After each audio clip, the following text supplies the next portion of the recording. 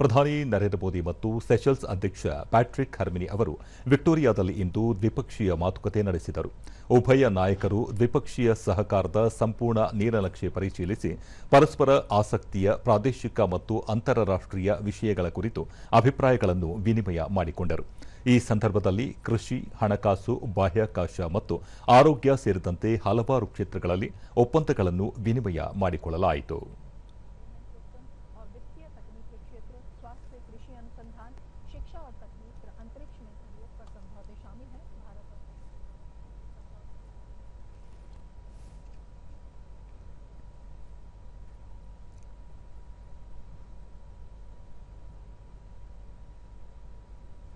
ಬಳಿಕ ಜಂಟಿ ಪತ್ರಿಕಾಗೋಷ್ಠಿಯಲ್ಲಿ ಪ್ರಧಾನಿ ನರೇಂದ್ರ ಮೋದಿ ಹಿಂದೂ ಮಹಾಸಾಗರದ ಭದ್ರತೆ, ಸುಸ್ಥಿರತೆ ಮತ್ತು ಸಮೃದ್ಧಿ ಹಂಚಿಕೆಯು ಮಹತ್ವದ ಜವಾಬ್ದಾರಿಯಾಗಿದೆ.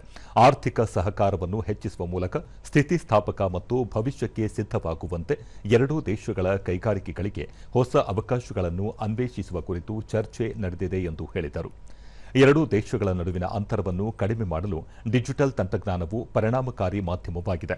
ಡಿಜಿಟಲ್ ಸಾರ್ವಜನಿಕ ಮೂಲಸೌಕರ್ಯದಲ್ಲಿ ಭಾರತದ ಯಶಸ್ವಿ ಅನುಭವವನ್ನು ಸೆಷಲ್ಸ್ನೊಂದಿಗೆ ಹಂಚಿಕೊಳ್ಳಲಾಗುವುದು. ಇಂದು ಸೆಷಲ್ಸ್ನಲ್ಲಿ ಯುಪಿಐ ಅನ್ನು ಜಾರಿಗೆ ತರಲು ಒಂದು ತಿಳುವಳಿಕೆ ಪತ್ರಕ್ಕೆ ಸಹಿ ಹಾಕಲಾಗುತ್ತಿರುವುದು ಸಂತಸದ ವಿಚಾರ ಎಂದರು.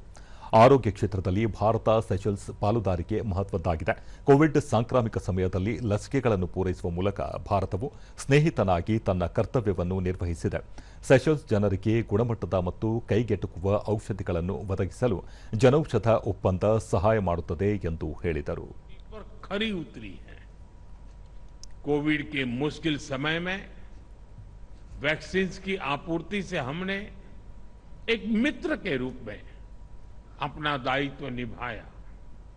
आज जन औषधि पर किए गए एमओयू से सेशल के लोगों को क्वालिटी और एफोर्डेबल मेडिसिन्स उपलब्ध कराने में सहयोग मिलेगा।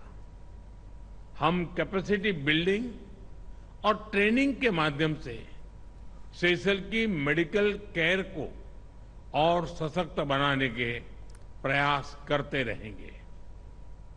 ऊर्जा और क्लाइमेट एक्शन में भी हमारा सहयोग निरंतर आगे बढ़ रहा है। हम ग्रीन हाइड्रोजन सहित क्लीन एनर्जी के नए क्षेत्रों में भी विन विन सहयोग जारी रखेंगे।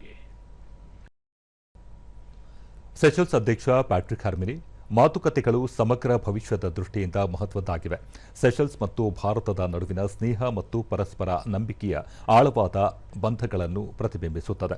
ರಾಜತಾಂತ್ರಿಕ ಸಂಬಂಧಗಳ 50ನೇ ವಾರ್ಷಿಕೋತ್ಸವದ ಸಂದರ್ಭದಲ್ಲಿ ಎರಡೂ ದೇಶಗಳು ಸಮೃದ್ಧ ಹಿಂದೂ ಮಹಾಸಾಗರ ಪ್ರದೇಶದ ಪಾಲುದಾರಿಕೆಗೆ ತಮ್ಮ ಬದ್ಧತೆಯನ್ನು ಪುನರುಚ್ಚರಿಸಿವೆ ಎಂದು ತಿಳಿಸಿದರು.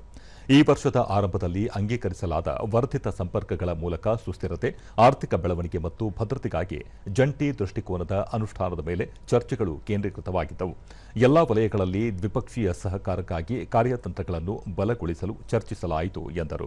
Stands as a symbol of our nation's deepest respect and recognition for those whose leadership and partnership embody the spirit of the guardian of our blue horizon and who have made exceptional contributions to advancing the shared values and aspirations that unite us.